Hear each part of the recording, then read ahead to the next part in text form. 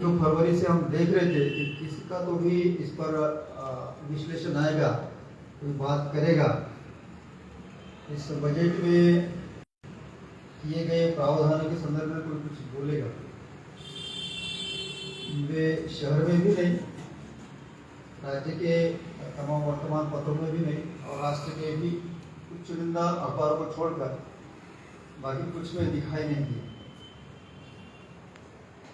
मोदी ने अपने शासनकाल के 8वें वर्ष का जो बजट सामने लाया है वो अपने आप में एक अलग है। मैं उसके ऊपर जाऊँगा, लेकिन विस्तार से बात शायद पॉसिबल नहीं होगी। 3 बजे हमारा सेशन शुरू होना था, 4:30 को शुरू हुआ और कम समय हमारे पास है। कुछ महत्वपूर्ण चीज़ें मैं आपके सामने रखूँगा। मोदी सरकार ने जब पहला बजट सबमिट किया था, पहला बजट संसद में लाया था, तो 2014 में कांग्रेस गवर्नमेंट थी। मई में सरकार बदली और मोदी सत्ता में आए। कांग्रेस ने जो बजट रखा था वह तकरीबन 17,32,000 करोड़ का था। इंटरिम बजट था। इंटरिम बजट को मॉडिफाइड करने के बाद में सितंबर में मोदी सरकार के वित्त मंत्री ने बजट सामने लाया। वह था तकरीबन 17,84,000 करोड़ रुपये। 17,84,000 करोड़ रुपये का बजट 8 साल के दरमियान 8वें साल में जब वो अपना स्वरूप दिखाता है तो वह बजट 39,44,909 करोड़ रुपए का बन जाता है। मतलब ऑलमोस्ट डबल बजट बन जाता है, डबल से भी ज़्यादा बजट बन जाता है। ये 8 साल की बात है। भारत देश का जो पहला बजट आया था 1948 का, तो वह बजट था 333 करोड़ रुपए का। इतना मात्र, केवल करोड़ था, लाख नहीं था। अपने शासनकाल के तकरीबन 67 मतलब 67 को क्या कहते हैं हिंदी में, 47 वर्ष में बजट बढ़कर के केवल 17,84,000 करोड़ रुपए के ऊपर आता है। मतलब लंबा 67-68 साल का पीरियड में बहुत ही धीमी रफ्तार से बजट का फिगर बढ़ता है, और 8 साल में यह फिगर इतनी स्पीड पकड़ती है कि उसको समझना ही बड़ा मुश्किल होता है। क्या है ये बजट, क्यों बढ़ रही है फिगर, क्या किया जा रहा है इस सरकार के द्वारा, वह अपने आप में बहुत ही मुझे लगता है कि महत्वपूर्ण कदम है। इस फिगर को बढ़ाने में या फिर जनता के सामने नए नए प्रावधान लाने में, नई नई सहूलतें देने की घोषणाएं करने में। यह जो बजट है, पिछले वर्ष का जो बजट था 2021-22 का, वह था 34 लाख करोड़ का। यह 39 लाख करोड़ का बजट है। इस 39 लाख करोड़ रुपए में सबसे पहले हम ये देखते हैं कि बजट अल्टीमेटली है क्या। बहुत सारे लोग ये इस स्टेज के ऊपर बजट का जब नाम आता है तो बहुत सारे लोग गायब हो जाते हैं, समझते ही नहीं, क्योंकि ये बहुत बड़ी बड़ी चीज़ें होती है, समझ में नहीं आती है, और जो चीज़ें सर के ऊपर चल जाती है वो सुनते नहीं है। वास्तविकता में आप सब लोग जानते हैं बजट में क्या। सिर्फ फर्क इतना है कि वो बड़े बड़े शब्द आपकी समझ में नहीं आने की वजह से आप उसको समझ नहीं पाते। एक छोटा बच्चा भी अपने आप में अपना बजट करता है। आप उस बच्चे को 10 रुपये दे दीजिए, वो डिसाइड करेगा मुझे नूडल्स का खाना है, मुझे कुछ गोलियां या बिस्किट्स कितने पैसे के लिए हैं, और बाकी पैसे मुझे कल के लिए कितने सुरक्षित रखने थे। एक मजदूर भी घर में जो रोजी के तौर पर 200, 400, 500 रुपये लाता है, तो वह भी अपना उस रोजी का प्रावधान किस तरह से करे, दाल चावल राइस या फिर सब्जियों में कितना खर्च करे, अपने परिवार के सेहत के लिए कितना रखे, इन सब बातों का प्रावधान होता है। हमारे यहाँ पर नौकरी करने वाले सभी लोग हैं, बहुत सारे लोग, मैक्सिमम लोग, तो महीने का पेमेंट आ जाता है, और महीने का पेमेंट आ जाने से पहले हमारे घर में उसके प्लानिंग शुरू हो जाता है। इस महीने में ग्रोसरीज के लिए इतना पैसा खर्च करेंगे, कपड़े के लिए इतना खर्चा करेंगे, बच्चे का अगर बर्थडे है तो उसके लिए इतना खर्चा करेंगे वगैरह। मतलब हर कोई बजट करता है, चाहे गरीब रहे, रईस रहे या और कोई, बजट हर सभी करता है, कोई भी करता है। भारतीय संविधान के आर्टिकल 112 के तहत एनुअल फाइनेंशियल स्टेटमेंट संसद के सामने रखने की बात कही। वह आर्टिकल 112 के तहत रखने वाली बात नथिंग बट बजट, जिसको हम सामान्य शब्दों में बजट कहते हैं। क्या होता है बजट? आश्चर्यकारक बात यह है कि जब हम सोचते हैं मैं इतना खर्च करूंगा, मुझे यह चीजें करने की है, देश के उस विभाग में मुझे यह कल कारखाने या फिर ये सुविधा को मुहैया कराना है, जिस समय सरकार सोचे उस समय सरकार के हाथ में खुदी कौड़ी नहीं होती। इस prediction what will have to be getting done is really depending on the forecast। मेरे पास में इतना पैसा आएगा, फिर मैं इतने पैसे को इतनी इस तरह से खर्चा करूंगा, ये सब प्रेडिक्शन होता है, पैसा हाथ में नहीं है, केवल ख्याली पुलाव है। लेकिन वास्तविकता में यह ख्याली पुलाव ही अपने इस देश की बागडोर को मजबूत करने की दिशा में या फिर विकसित करने की दिशा में रखा हुआ महत्वपूर्ण कदम साबित होता है। इस वर्ष का जो बजट है, मैंने कहा 39,44,909 करोड़ का जो बजट है, जिसे सर ने रफली 39.45 के सामने रखा। इसमें जो सरकार को मिलने वाली रकम है वो अत्यंत महत्वपूर्ण है। सरकार को इस 2022-23 के दरमियान मिलने वाली जो रकम है वह केवल 22,84,236 करोड़ है। 22 लाख मिल रहा है, खर्चा कितना करने का है? 39 लाख डिफरेंस है। अब सवाल यह है कि जब हमारे पास इतना पैसा ही नहीं है तो हम ये क्यों सारी चीजें कर रहे हैं? कॉमन आदमी का सीधा सवाल है। लेकिन चूंकि बीजेपी सरकार है, उसे नया कुछ दिखाने का हौसला जनता के सामने रखना है, आने वाला 2024 का इलेक्शन है, तमाम बातें इसमें मैटर करती है। पिछले बजट में भी इसी तरह का एक प्रावधान था और उस समय भी बजट में 12 लाख करोड़ रुपए का मतलब माइनस था, मतलब कमी थी, डेफिसिट। क्या करती है सरकार?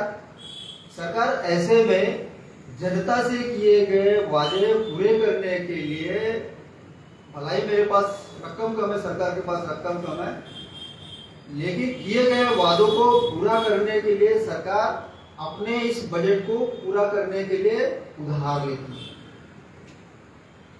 क्या करती है? उधार लेती है।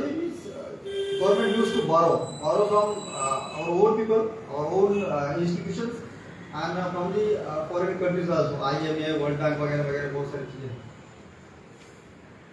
आपको जानकर के हैरत होगी कि हमारा जो कर्जा है, फॉरेन कर्जा है, विदेशी जो कर्जा है, एक्सटर्नल डेट जिसको हम बोलते हैं, तो आज के जून 2021 के अगर आंकड़े हम देखते हैं तो उसके मुताबिक 570 US बिलियन डॉलर। अब ये जो बड़े बड़े शब्द हैं यही हमको पहचान करते हैं कि हम क्या सुन रहे हैं।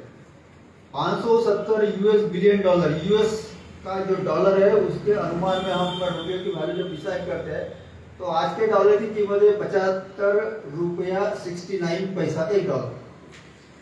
आप सीधे सीधे 570 को 75.69 पैसे मल्टीप्लाई कर दीजिए, जितना फिगर आएगा उसके सामने बिलियन मीन्स 9 जीरो लगा दीजिए। जो फिगर आएगी वह फिगर आपके देश के ऊपर होने वाले कर्जे की फिगर होगी। ये टोटल फिगर मैंने कहा है आपके साथ, इंटरनल और एक्सटर्नल फिगर। केवल एक्सटर्नल अगर इसकी बात करते हैं तो सादे शब्दों में कहूँ कि 371 लाख करोड़ रुपए का कर्जा आज हमारे सर पे। और बड़ी मतलब महत्वपूर्ण बात यह है कि सरकार के सामने हमेशा ये चिंता रही है कि हमारे देश का कर्जा कम है। आने वाले बजट में जो हमारे पास में आने वाला पैसा है उसमें का जो रुपया है, उस रुपये में से 100 पैसे जो है वो किस तरह से आएंगे, तो 100 पैसों में तकरीबन 20 से 24 पैसा केवल लिए गए कर्जे का इंटरेस्ट देने के लिए जाएगा, प्रिंसिपल नहीं, केवल इंटरेस्ट देने के लिए। मतलब आप सोच सकते हैं कि 100 पैसे में से 20 पैसे हमने केवल गवा दिए हैं इंटरेस्ट देने में। ये चिंता सरकार के सामने हमेशा रही है। इसके ऊपर मैं विस्तार से इसलिए कह रहा हूँ, कुछ बातें कार्यकर्ता या फिर हमारे जो नोटेबल ये है उन्हें मालूम होना ही चाहिए। एक एक्ट बना है सरकार, FRBM, fiscal responsibility and budget management act 2003। इसलिए बनाया है सरकार जो कर्जा ले रही है, सरकार जो फाइनेंस इकट्ठा कर रही है भारत सरकार से या फिर दूसरी तरफ से, उसके ऊपर कुछ कैप लगाया जाए, उसे कुछ नियंत्रित किया जाए। उनके इंटरनेशनल स्टैंडर्ड के मुताबिक हम जब देखते हैं तो किसी भी देश ने लिया हुआ जो कर्जा है वह उनकी उस देश की जो GDP है, ग्रॉस डोमेस्टिक प्रोडक्ट जिसे कहते हैं, इसके तो बहुत सारे अलग अलग पैमाने में, मैं जाऊंगा नहीं उसको विस्तार से। ये चीजें हमें बहुत समझने की जरूरत है। तो उसके ग्रॉस GDP से अगर वह 60% से ज्यादा चली जाती है तो it is slightly harmful to the nation. लेकिन अगर ये बढ़ते बढ़ते उसके भी ऊपर चले जाता है तो then it is very dangerous for the economical health of the nation. पिछले साल 12 लाख करोड़ का कर्जा लिया। इस साल सरकार को 16,61,191 करोड़ का कर्जा लिया है। कहां जा रहा है ये पैसा? ये चीजें ऐसी है, आप ले रहे तो कभी ना कभी तो देना है आपको। आप अपने पास में रिटेन करके नहीं रख सकती, नहीं मैं नहीं दूंगा, ऐसा कभी होता नहीं है।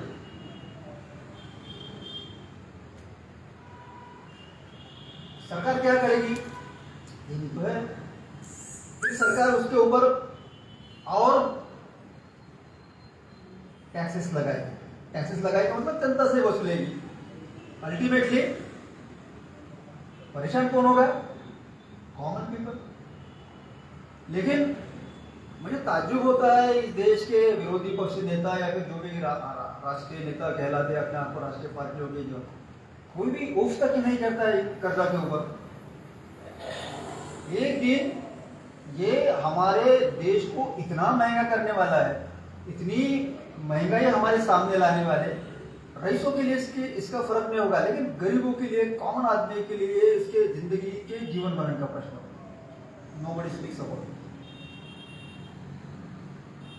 ये FRBM जो fiscal responsibility budget management act है, उसके मुताबिक सरकार को अपना जो खर्चा है 60% के नीचे रखना है। हमारा कर्जा जो है हमारे देश में तो 77% के ऊपर चले। नेगेटिव इम्पैक्ट तो आने ही धीरे धीरे आएंगे। 8 साल के कालावधि में 17 लाख करोड़ से बढ़कर के बजट का प्रावधान 39 करोड़ पर चले जाता है। इसी में समझ जाता है कि सरकार की दिशा, सरकार की नीयत क्या है। तमाम सुविधाएं लाने की बातें हो रही है, तमाम नई नई चीजें करने के बाद आप कुछ उदाहरण में आपके साथ, नमामि गंगे का शायद एक अच्छा उदाहरण आपको, गंगा को साफ करना था। गंगा आज भी वैसी के वैसे ही मैली है, साफ नहीं है। लेकिन इस देश का लाखों करोड़ों रुपया चले गया, कहाँ चले गए? उसके लिए मंत्री बनाई गई उमा भारती हटाई गई, वो काम नहीं करते। एक आदमी के, एक व्यक्ति के ऊपर उसका ठिकरा फोड़ दिया गया, बावजूद इसके गंगा मैली ही है। फिर सवाल ये उठता है कि जिस गंगा को साफ करने के लिए पैसा, करोड़ों पैसा लगाया गया तो उसका हुआ क्या? तो इस चीज का हिसाब कोई मांगने वाला नहीं है, कोई इसके ऊपर बात नहीं करेगा। आज इस कर्जे को अगर सरकार ने नियंत्रित नहीं किया तो एक दिन हमारी हालत, हमारे घर में रहते हुए भी, हमारे घर में सब कुछ होते हुए भी हम भूखे रहना पड़ेगा। हम हमारे हाथ से, हमारे रीच से सब कुछ बाहर निकल जाएगा। इसके ऊपर देश में कोई भी पक्ष, कोई भी पार्टी आंदोलन करना नहीं चाहती है, because they don't worry about the condition of poor people और common man. Ultimately somebody has to take responsibility. Who will take that? Nobody knows. इस बजट में एक और बात मैं आपको बता, सरकार ने कॉर्पोरेट्स, सरकार को कॉर्पोरेट्स मतलब बड़ी बड़ी जो इंडस्ट्रीज है उनसे पैसा आता है बाय वे ऑफ टैक्स। तो यह जो टैक्स है पिछले साल तक के इट वाज 18.5%। ऊपर जो ये है उतना अमाउंट रुक लेना अपार्ट फ्रॉम आई पैट, उस टैक्स को इस सरकार ने रिड्यूस करके 15% पे लाया। मतलब कॉर्पोरेट्स में कौन है? रईस है, तुम और हम नहीं। उनका टैक्स कम कर करके उनको 15 पर लाया। और तो और 10 करोड़ के ऊपर ज्यादा का अगर फिगर है तो उसके ऊपर अपार्ट फ्रॉम दिस 18.5 सरचार्ज लगता था 12% का, उस सरचार्ज भी रिड्यूस करके 7%। मुझे नहीं लगता ये बातें आपको कितनी समझे, ठीक है देकर के बताता हूं। आप अगर इस 18.5% को कैलकुलेट अगर करेंगे अपने एक्सिस्टिंग बजट से तो आप समझेंगे कि तकरीबन 1,36,000 करोड़ माफ कर दिए। किसको? इंडस्ट्रीज। 1,36,000 करोड़। उसके बाद में सरचार्ज, इसी अमाउंट के ऊपर सरचार्ज की जब हम बात करते हैं तो 12 से जो 5% 7% लाया है उसमें these are the benefits given to the industries. ये टोटल फिगर 1,78,140 करोड़ रुपए की है। इनका अगर रेशो निकाला जाए तो देश के जो बड़े इंडस्ट्रीज है उनकी लिस्ट है ऐसे लिस्ट में नामित 154 बड़े इंडस्ट्रीज। उन 154 इंडस्ट्रीज को अगर आप उस अमाउंट से कैलकुलेट करेंगे तो तकरीबन 1,008 करोड़ रुपए का हर इंडस्ट्रीज को बेनिफिट है। कितना? 1,008 करोड़ रुपए का।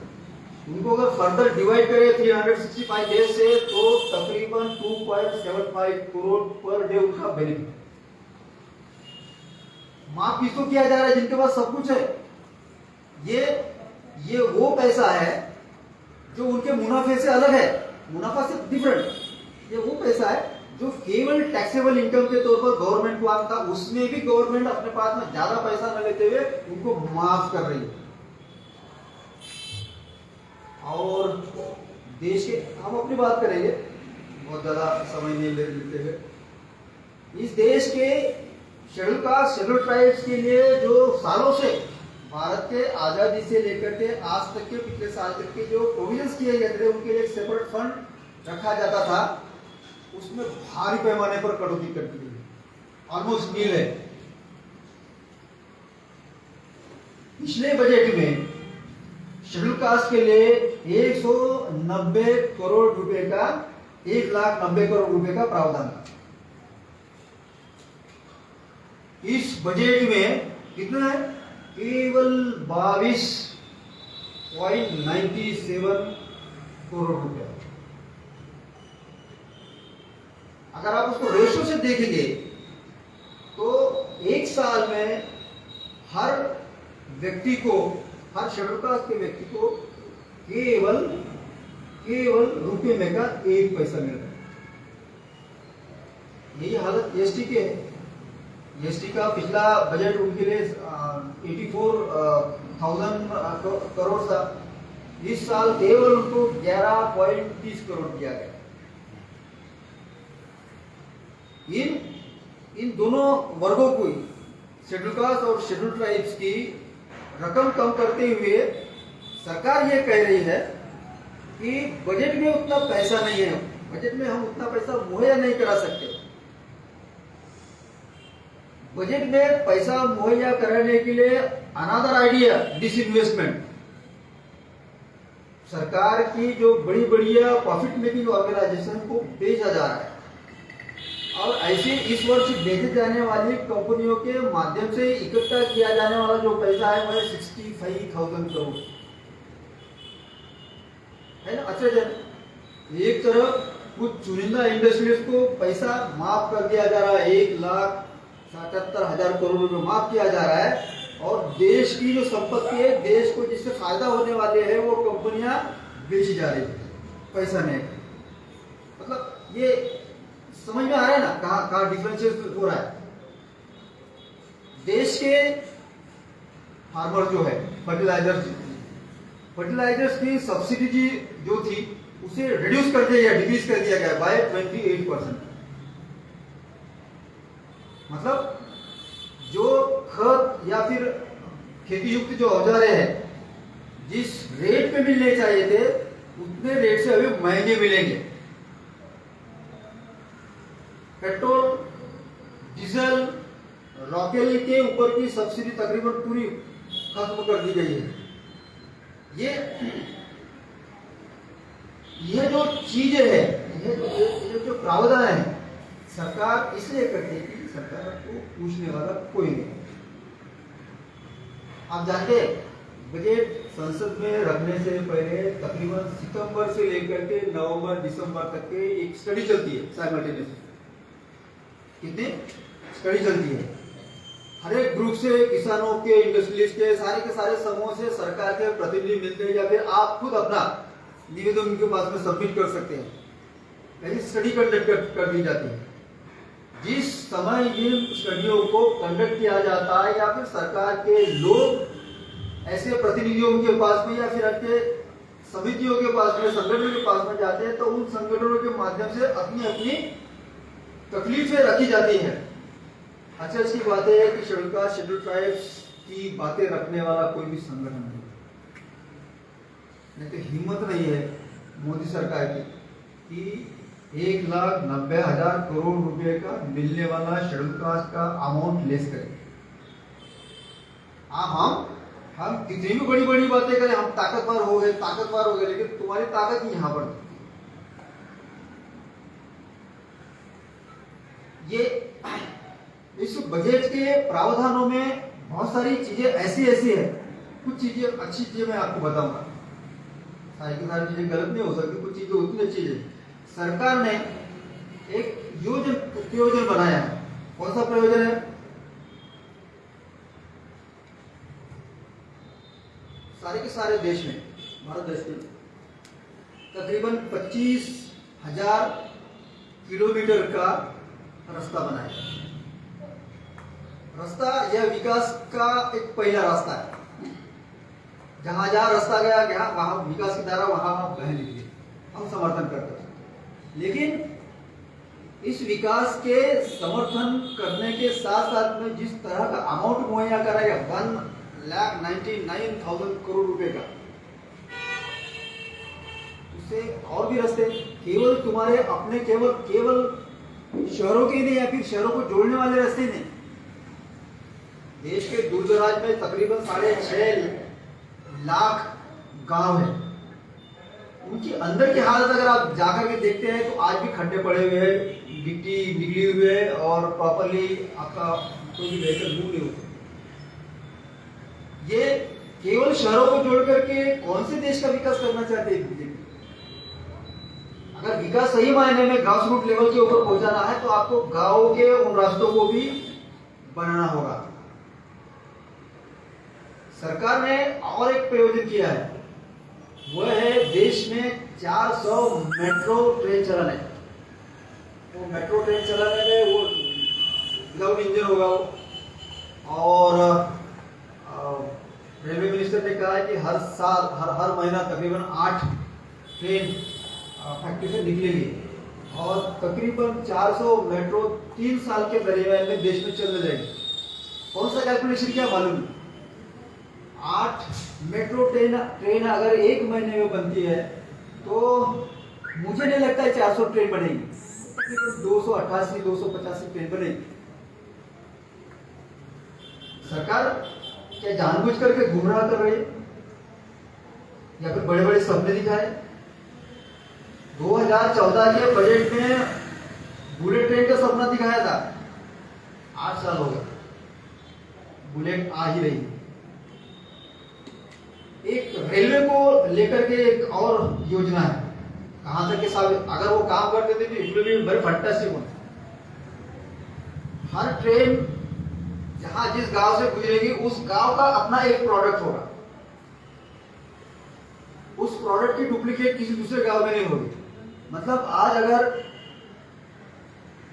उपलेआउट एक गांव है और यह उपलेआउट से निकल करके यहाँ जाती है, उटकाना जाती है, तो उटकाना दूसरा गांव है, तो यहाँ अगर टमाटर है तो वहां पर बैंगन ही मिलेंगे। मतलब यहाँ के टमाटर उठा करके बाकी दूसरों को निकलते जाएंगे, वहां के बैंगन उठा करके दूसरों को निकाल जाएंगे। ये केवल उदाहरण के लिए, लेकिन यह जितना कहने के लिए इजी है उतना इम्प्लीमेंट करने के लिए बहुत ही कठिन है। और आप उस ट्रेन को गांव के 3.5 लाख गांव खेड़ों में नहीं पहुंचा सकता। सरकार का और एक दूसरा अच्छा प्रोजेक्ट है, जिसमें वे कहते हैं कि इस बजट के माध्यम से देश में बुनियादी इंफ्रास्ट्रक्चर डेवलप करने के लिए एक बहुत बड़ी रकम है। इस देश को इंफ्रास्ट्रक्चर की बहुत जरूरत है, रास्ते है, नदियां है, पुल है, तालाब है, कॉलेजेस है, हॉस्पिटल्स है। लेकिन सरकार ने जिस तरह से रकम दी है, मुझे लगता है कि शायद ये ढकोसला है सरकार का, कि हमें गुमराह करने के लिए ये सब किया जा रहा है। बजट के संदर्भ में विचार करते समय जब हम कॉमन आदमी की बात करते हैं, तो कॉमन आदमी के लिए सस्ता क्या हुआ? मोबाइल चार्जर, छतरी, थोड़ा सा कपड़ा, हींग कितने लोग आपके घर में खाते मालूम नहीं, हींग, और ऐसी चीजें जिनका कॉमन आदमी से कोई लेन देन नहीं, नाम के लिए। वो कॉमन आदमी अल्टीमेटली सोचता है क्या महंगा हो और क्या सस्ता हुआ, यही सोचता है कॉमन आदमी। अब जो चीजें सस्ती हुई है उसका कॉमन आदमी से दूर दूर से लेन देन है। कपड़े आप कितनी बार लेते हो, हींग आप कितने बार खाते हो, छतरी आप कितनी बार लेते, वही पुरानी 2-4 साल यूज करते। तो कुछ चीजें ऐसी है जो दिखा रही है लेकिन वो कुछ नहीं रहा, बावजूद इसे कर्जा लिया जाए, कर्जा जा कहा। जब हम इसकी बात करते हैं तो पता चलता है, मतलब इसका इवोल्यूशन अगर करते हैं लास्ट उसके स्ट्रक्चर में, जब एक्चुअल फिगर जब सामने आती है तो ऐसा लगता है कि यह पैसा कुछ बकवास चीजों के लिए यूज किया गया है। उसको आप क्वेश्चन नहीं कर सकते बिकॉज गवर्नमेंट डिसीजन। हाँ, लेकिन उसके लिए एक आंदोलन जरूर चलाया जा सकता है, और वो आंदोलन आज तक के 75 साल से आज तक के बना नहीं है। क्यों बना नहीं है? क्योंकि बजट ही कॉमन आदमी को सब, कॉमन आदमी की छोड़िए, जो अच्छी डिग्री लेकर के आता है ना इकोनॉमिक्स में, कॉमर्स में, उसको भी नहीं समझता सर ये दिस इज फैक्ट। फिर बोलेगा कौन? हमारे जो नेता हमारे रिपब्लिकन पार्टी, एक को भी क्या कभी प्रकाश आंबेडकर जी ने बजट के ऊपर कहा है? रामदास साहब जानते हैं, एक भी नेता का नाम नहीं लिया। बाबा साहब अम्बेडकर जब देश में थे, सत्ता में नहीं थे, लेकिन उनका धाक इतना था, दरारा इतना था कि उनके डर की वजह से ही देश के शेड्यूल कास्ट, शेड्यूल ट्राइब्स के लिए इतना बड़ा प्रोविजन किया जा रहा था कि आखिर लोगों को एक्सेप्ट करना पड़ता था कि ये सारी चीजें केवल अकेले बी आर अम्बेडकर से डरकर क्यों हो रही है? आज वैसी पर्सनैलिटी हमारे बीच नहीं है। क्या हम ऐसी ताकत बना सकते हैं? क्या हम जानते हैं we are zero now, but can it be double? Zero की वैल्यू बढ़ा करके 1, 2, 3, 4, 10, 15 कर सकते। ऐसा अगर हम करने के लिए निकले तो हमें हमारे आपस के दुरावों को, हमारे आपस के मतभेदों को भुलाना होगा। और वह मतभेद अगर हम बुलाते हैं तो ये सशक्त ताकत बनेगी। हमारे अलग अलग एजेंडे हो सकते जरूर, लेकिन इकोनॉमिक्स जो बाबा साहब का सबसे प्रिय विषय था, मैं तो हमेशा ये कहता हूँ कि इकोनॉमिक्स बाबा साहब पूरे संसार में, बाबा साहब के विद्वत्ता की, इकोनॉमिक्स की इतनी था कि तो बड़े बड़े महाराज बाबा साहब के सामने फेल थे। उस बाबा साहब के हाथ में अगर इस देश की बागडोर आ जाते, या फिर बाबा साहब अगर इस देश के पहले फाइनेंस मिनिस्टर बना दिए गए होते, तो आज देश की जो सीरत दिख रही है उसमें काफी बड़े पैमाने पर तब्दीली नजर आई होती। वह बाबा साहब हमारे आइडियल अगर है तो हम क्यों नहीं इन चीजों के ऊपर ज्यादा सोचते हैं? इस चीज को मैं आपके सामने रखता हूँ, और आप किस तरह से, किस हद से उसको लेते हैं वो मैं आप ही के ऊपर छोड़ता। बहुत सारी चीजें हैं, इसमें बहुत सारी टर्मिनोलॉजी है, मैं पर्पस उसको अवॉइड किया। फिस्कल डेफिसिट क्या है, बजटरी डेफिसिट क्या है, ट्रेड डेफिसिट क्या है, ये जब तक हम छोटी छोटी चीजें समझेंगे नहीं, बजट हमको उतना ही डराते रहेंगे। लेकिन जैसे जैसे हम उसको समझेंगे, उसके पास जाएंगे, उसको समझने की कोशिश करेंगे, तो हम पाएंगे कि ये तो हमारे रोजमर्रा की जिंदगी की जीवन है, अब इससे और बात करनी चाहिए। आवाज ही नहीं उठती है, वो ओबीसी भी आवाज नहीं उठाता है, शेड्यूल ट्राइब तो उठाता ही नहीं। और भारत देश में ब्राह्मणों के बाद में जिसको इंटेलेक्चुअल क्लास कहते हैं, बुद्धिस्ट यानी कि हम महा, वह भी इस सब्जेक्ट पर अपनी भूमिकाएं लेने में अक्षम साबित हो रहा है। क्या ऐसा कुछ किया जा सकता है? क्या इस संदर्भ में आगे कदम बढ़ा सकते? सामूहिक तौर पर संविधान सरिंदर उसकी अगुवाई करेगा, या फिर हो सकता है और कुछ लोग सामने आए। ये बात मैंने पहले 2 साल पहले भी रखी थी, होता नजर नहीं आया। अगर हमें हमारी वैल्यू को बढ़ाना है तो हमें हमारी तरफ से कुछ तो एग्रेसिव स्टेप्स लेनी होगी। Always we are defensive, always we are in defensive. Atrocity होगी कि हम जाते हैं जिंदाबाद, मुर्दाबाद, निषेध वगैरह वगैरह करते हैं, लेकिन हमारे बीच में से कोई एक निकल करके साला जिसने मारा उसको मारने की हिम्मत नहीं बनाता है। वही हमारे घर में, वही हमारा निषेध, वही हमारा ये सब चलते रहेगा। और आजकल तो सरकार ने हमसे डरना भी बंद कर दिया।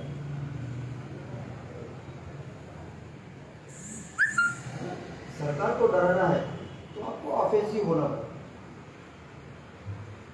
सब ये भी कहा ना कि आज तो रिजर्वेशन भी हमारे हाथ से निकलना जा रहा है।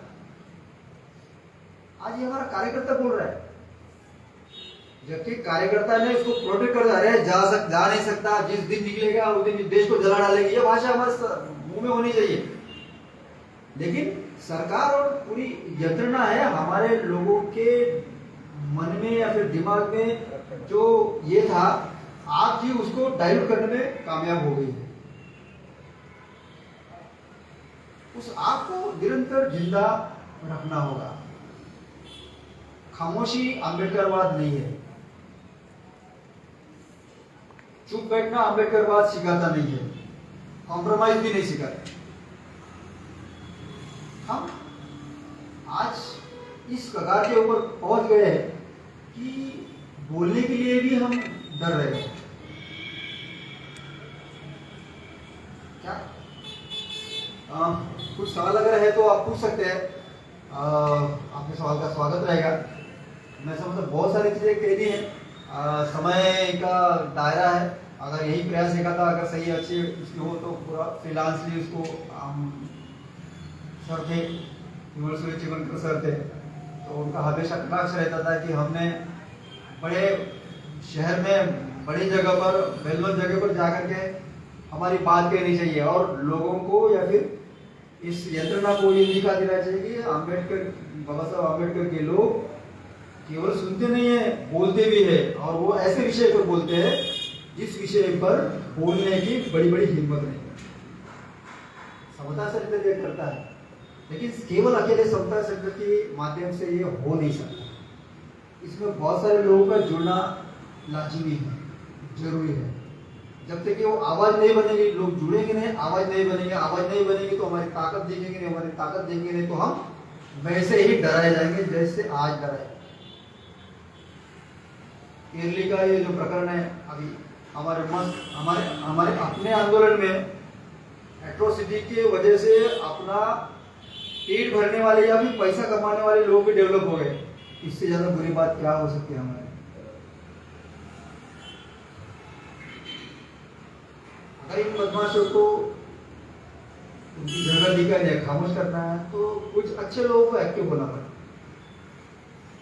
अगर ये हो सकता है तो बहुत सारी बातें कर सकते हैं। मैं अपने आप को इस सब्जेक्ट को इतना ही लिमिट करूँ, बहुत है, लेकिन मैं अपने आप को इस सब्जेक्ट को इतना ही लिमिटेड रखूँगा। और जरूरी इस बात की है कि समता सेंटर इनिशिएटिव लेकर के सब कर रहा है। काश अगर हो सकता है तो इस प्रयास में सभी लोग साथ आते हैं, उसके लिए प्रयास करने की जरूरत है। अगर हो सकता है तो हम हमारी आवाज़ बुलंद कर सकते हैं। जैसे आप देश में कोई भी ऐसा मसला नहीं जिसके ऊपर अम्बेडकरवाद सोल्यूशन नहीं देता है। बजट के ऊपर भी, कॉन्स्टिट्यूशन के ऊपर भी, तमाम अन्य राष्ट्रीय मसलों के ऊपर भी अम्बेडकरवाद जवाब देता है, सोल्यूशन देता है। लेकिन बात यह है कि उनकी आवाज को दबाया जा रहा है, दिखाया जाता नहीं। ऐसा नहीं है कि अम्बेडकरवाद में केवल सुनने वाले, बोलने वाले भी। यह धार है अम्बेडकरवाद को जिंदा रखे हुए। इस धार को और मजबूत अगर करना है तो हमें जागरूक होना पड़ेगा। संविधान के संदर्भ में, इस बजट के संदर्भ में अगर जरूरत पड़ी है लोगों को ट्रेन करने की या लोगों के सामने कुछ बातें बहुत ही विस्तृत तरह से रखने के लिए, तो समता सेंटर हमेशा तैयार रहेगा। इतना ही कहता हूँ। आप लोगों ने मेरे इस बजट के ऊपर के संभाषण को बहुत ही गौर से सुना, शांति से सुना। आपका धन्यवाद अदा करता हूँ। मैं सेटिस्फाइड नहीं हूँ मेरे स्पीच से, क्योंकि मुझे बहुत सारी बातें बतानी थी, नहीं कर पा रहा हूँ मैं। लेकिन हो सकता है कोई और दूसरा अगर मौका मिल जाए, समय की कमी की वजह से पॉसिबल नहीं हो पाए, अगर दूसरा मौका मिलता है तो डेफिनेटली मैं जब समता सेंटर उसकी अगुवाई करेगा। जय हिंद, जय हिंद।